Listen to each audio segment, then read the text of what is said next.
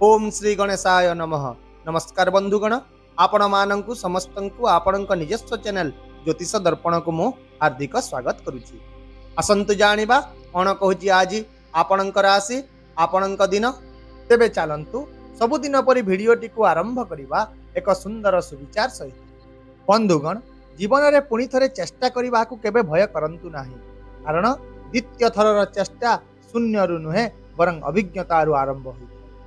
जदि आप निजर लक्ष्य पूरण करने आवश्यकता अनुसार निजक बदलाई पारिबे एवं निजर दक्षता वृद्धि करि पारिबे, तेबे आपण जीवन प्रत्येक सफलता को निश्चित भाव में हासिल मध्य करिपारिबे। केवल आपण निजर क्षमता उपर संदेह करंतु नाही, निज उपर विश्वास रखंतु। एबे आसंतु जानिबा आजिर पंचांग। आज हेउची 14 डिसेम्बर 2025 रविवार, पौष मास कृष्ण पक्ष दशमी तिथि, चित्रा नक्षत्र।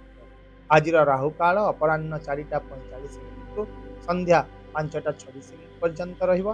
तेणु एही समय मध्य आपण कोनोसी शुभ बा नूतन कार्य आरंभ करंतु नाही।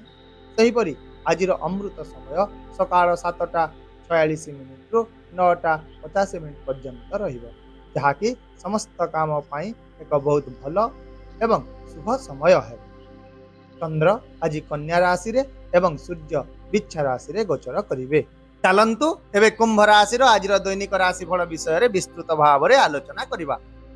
आज दिनटी आपणक पई निजकु आत्मनिरीक्षण एवं पुनः मूल्यांकन करिवार एक दिन है। आपण आज निजे ही निजकु किछि अतीतर निष्पत्ति विषय प्रश्न पचारि पारंतु। आज आपणकर मनोभाव हलुका रहिबो। आपण टिके अधिक मुक्त भाव में निश्वास नेबाकु चाहिए। कौनसी एक पार्टी परिवेश उपभोग मध्य करिवे एवं परिवार किंबा प्रियजन सहित खाद्य कथबार्ता मनोरंजन भली जिनिस मध्य आज आपणक मन में शांति आनिबे। तथापि आपण आज निजर खर्च गुड़ी सीमित रखा चेष्टा करंतु। यह छड़ा आज आप निजर निकटतर व्यक्ति समस्या प्रति मध्य ध्यान दियंतु, कारण आज सेमानंको आपणकर बुझामणा एवं सहानुभूतिर आवश्यकता पड़ी पारे। आउ मध्य जदि आपण आज कोनोसी यात्रार योजना तेबे सेतिरे किछि परिवर्तन हेबार बहुत संभावना रही। एबे आसंतु क्यारियर एवं कार्यक्षेत्र सह जड़ित विषय गुड़िक उपर आलोचना करिबा। आज आपण निजर चिंताधारा एक नूतन स्पष्टता अनुभव करिवे, जहा फल पूर्व द्वंद्व थिबा निष्पत्ति गुड़िकर समाधान होई जिवो। आपणक कार्य मध्य आज उन्नति ज्ञान एवं अभिज्ञतारू लाभ मिलिबो। चाकरी रे आपण निजर उपरिस्थ अधिकारी दृष्टि आकर्षण होई पारिबे। ऑफिस रे आपणकर काम सुरुखुरु चलिबो एवं आपणको दलगत समर्थन मिलिबो। यह छड़ा जो माने प्रतियोगिता मूलक परीक्षा देउछंती किंबा कोनोसी प्रकार अध्ययन करूछंती, सेमाने मध्य आज भल प्रदर्शन करिवे। सेहिपरि चिकित्सा औषध किंबा स्वास्थ्य सेवा सहित जड़ित व्यवसाय करथुवा लोक माने आज विशेष भाव में लाभवान हेबे। दिनर प्रथमार्धटी टिके शांत रहिबो, किंतु परे जिनिस गुड़िक आपणक सपक्ष रे फेरिबा आरंभ करिबो। आउ मध्य जदि आज आपण कोनोसी जने अभिज्ञ व्यक्ति ठारू मार्गदर्शन पाउछंती, तेबे निश्चित भाव में ताहाकु ग्रहण करंतु। ताहा आपणक पई आज बहुत लाभदायक रहिबो। आर्थिक दृष्टिकोण जदि देखिबा, तेबे आज आपण कोनोसी पूर्व काम पुराना निवेश किंबा स्थगित पांठिरु लाभ पाई पारंतु। तथापि आज किछि सतर्कता मध्य आवश्यक अटे। उत्साह जगु हठात बड़ निष्पत्ति किंबा निवेश करिवारु दूरे रहंतु।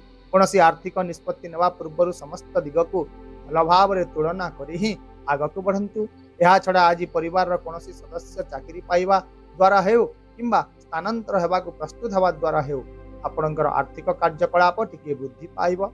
आउ मध्य जदि आपण आज कोनोसी संपत्ति किंबा किंबा निवेश करबा विषय चिंता करिसंती, तेबे आपण एथि पई योजना मध्य करि पारिबे, किंतु तरबर होंतु नाही, नचेत आपणकर बजेटर संतुलन बाधाप्राप्त होई पारे। सेहिपरि स्वास्थ्य दृष्टिकोण जदि देखिबा, आज आपण को निज स्वास्थ्य प्रति टिके सतर्क रहिबाकु पड़िबो। जो माने आंठू पिठी किंबा गर्भाशय समस्या रे पीड़ित अछंती, सेमानंकु मध्य निजर विशेष ध्यान रखिबाकु पड़िबो। एहा छड़ा आज आपण किछि मानसिक चाप एवं थक्कापण मध्य अनुभव करि पारंतु। तेणु आज आपण निजर शारीरिक अस्वस्थी को अनदेखा करंतु नाही। विशेष भाव में कुसुम पानी पियंतु, किछि समय पई शांत परिवेश रे बसंतु एवं हलुका ध्यान किंबा योग अभ्यास करंतु। ये सबु आज आपणक पई बहुत लाभदायक सिद्ध हेबो। आ छड़ा जो माने ठंडा जिनिस द्वारा हैरान होचंती, सेमाने मध्य ताठारु आज दूरे रहंतु। सेहिपरि जदि घरे कोनोसी वयस्क व्यक्ति रहिचंती एवं जदि तांकर स्वास्थ्य पूर्वरु खराब रहिछि, तेबे आज तांकर विशेष जत्न नियंतु। ଏବେ ଆସନ୍ତୁ ଆପଣଙ୍କ ପାରିବାରିକ ସାମାଜିକ ଜୀବନ ଏବଂ ପ୍ରେମ ସମ୍ପର୍କ ବିଷୟରେ ଆଲୋଚନା କରିବା। ପରିବାରରେ ଆଜି ପରିବେଶ ସୁସଙ୍ଗତ ରହିବ। ପିଲାମାନେ ଆପଣଙ୍କ ସହିତ ସେମାନଙ୍କର ଚିନ୍ତାଧାରା ସେୟାର କରିବେ ଏବଂ ବୃଦ୍ଧମାନେ ଆପଣଙ୍କର ସମ୍ବେଦନଶୀଳତା ଏବଂ ସମର୍ଥନରେ ବହୁତ ଖୁସି ହେବେ। ଏହାଛଡ଼ା ଆଜି ଅତିଥିଙ୍କ ଆଗମନ କିମ୍ବା ସମ୍ପର୍କୀୟଙ୍କ ସହିତ କଥାବାର୍ତ୍ତା ଆପଣଙ୍କର ଦିନକୁ ହାଲୁକା ସହିତ ସୁଖଦ ମଧ୍ୟ କରିବ ଏବଂ ସମାଜରେ ଆପଣଙ୍କର ସ୍ୱଭାବ ଲୋକମାନଙ୍କୁ ଆପଣଙ୍କ ପ୍ରତି ବହୁତ ଆକର୍ଷିତ କରିବ। ସେହିପରି ଆପଣଙ୍କ ପ୍ରେମ ସମ୍ପର୍କରେ ଆଜି ଗଭୀରତା ଏବଂ ଭାବପ୍ରବଣ ସୁରକ୍ଷା ଭାବନା ବୃଦ୍ଧି ପାଇବ। ଆପଣଙ୍କର ଉଷ୍ଣତା ଏବଂ ସ୍ନେହ ସମ୍ପର୍କରେ ଏକ ନୂତନ ମଧୁରତା ଆଣିଦେବ। ତଥାପି ଆଜି ଆତ୍ମସନ୍ଦେହ କିମ୍ବା ଅତୀତର ଅଭିଜ୍ଞତା ବେଳେବେଳେ କିଛିଟା ବାଧା ସୃଷ୍ଟି କରିପାରେ, କିନ୍ତୁ ଆପଣଙ୍କର ସନ୍ତୁଳିତ ସ୍ୱଭାବ ସେଗୁଡ଼ିକୁ ସମ୍ଭାଳି ନେବ। ଏହାଛଡ଼ା ଅବିବାହିତ ମାନେ ମଧ୍ୟ ଆଜି ଏକ ଭଲ ପ୍ରସ୍ତାବ ପାଇବାର ବହୁତ ସମ୍ଭାବନା ଅଛି। ଏହା ବ୍ୟତୀତ ଯଦି ଆପଣ ବିବାହିତ ଅଟନ୍ତି ତେବେ ଆଜି ଆପଣଙ୍କ ବୈବାହିକ ଜୀବନ ପ୍ରେମ, ସମ୍ମାନ ଏବଂ ସହଜତାରେ ପରିପୂର୍ଣ୍ଣ ଦିନ ହେବ। ଆପଣ ଦୁହିଁଙ୍କ ମଧ୍ୟରେ ସମନ୍ୱୟ ଭଲ ରହିବ। ତା ସହିତ ପାରସ୍ପରିକ ବିଶ୍ୱାସ ଏବଂ ବୁଝାମଣା ଆପଣଙ୍କର ସମ୍ପର୍କକୁ ଆହୁରି ମଜବୁତ ମଧ୍ୟ କରିବ। ଏବେ ଆସନ୍ତୁ ଆଜିର କିଛି ସତର୍କତା ବିଷୟରେ ଆଲୋଚନା କରିବା। ଆଜି ଆପଣ ନିଜର କ୍ରୋଧ ଏବଂ ଆବେଗକୁ ନିୟନ୍ତ୍ରଣରେ ରଖନ୍ତୁ। ଅନାବଶ୍ୟକ ଆର୍ଥିକ ଖର୍ଚ୍ଚ କରନ୍ତୁ ନାହିଁ। ବାହାର ଲୋକଙ୍କୁ ଆପଣଙ୍କ ବ୍ୟକ୍ତିଗତ ଜୀବନରେ ଅଧିକ ହସ୍ତକ୍ଷେପ କରିବାକୁ ଦିଅନ୍ତୁ ନାହିଁ ଏବଂ ଯେକୌଣସି ଗୁରୁତ୍ୱପୂର୍ଣ୍ଣ ନିଷ୍ପତ୍ତି ଆପଣ ଏକାକୀ ନିଅନ୍ତୁ ନାହିଁ। ତାହେଲେ ଆପଣଙ୍କ ପାଇଁ ଆଜିର ବିଶେଷ ପ୍ରତିକାର ହେଉଛି ଆଜି ଆପଣ ମା ଲକ୍ଷ୍ମୀଙ୍କ ପୂଜା କରନ୍ତୁ ଏବଂ ସନ୍ଧ୍ୟାରେ ଘରର ମୁଖ୍ୟ ପ୍ରବେଶ ଦ୍ୱାରରେ ଦୀପ ଜାଳନ୍ତୁ। ଯାହାଫଳରେ ଆଜି ଘରେ ସକାରାତ୍ମକତା ବୃଦ୍ଧି ପାଇବା ସହ ପରିବାରରେ ସୁଖ ଶାନ୍ତିର ପରିବେଶ ରହିବ।